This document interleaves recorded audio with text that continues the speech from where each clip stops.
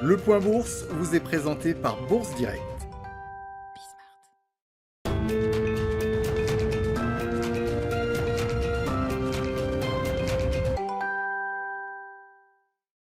Bonjour à tous, la tendance est en légère hausse ce matin à la Bourse de Paris avec des investisseurs qui auront une fois encore les yeux tournés vers les États-Unis aujourd'hui avec la publication cet après-midi de l'indice des prix à la consommation PCE Core pour le mois de mai, indice qui sera publié à 14h30.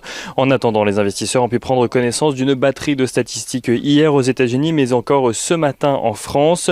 Hier, tout d'abord, la croissance du PIB des États-Unis au premier trimestre ressortait à 6,4%, un niveau presque conforme aux attentes des analystes qui en attendaient 6,5%.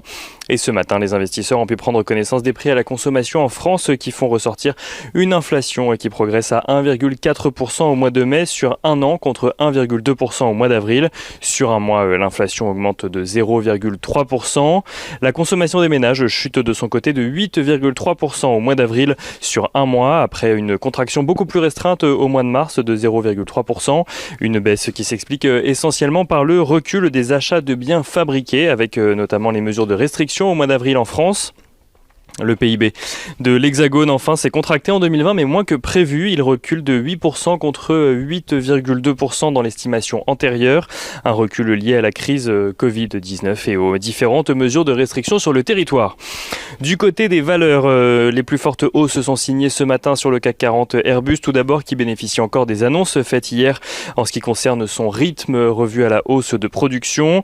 Airbus qui est suivi de Saint-Gobain, Renault, Safran ou encore Crédit Agricole, tandis que les plus fortes baisses ce matin sont signées BNP Paribas, Stellantis, Air Liquide ou encore Michelin, même si ces reculs sont globalement assez modérés.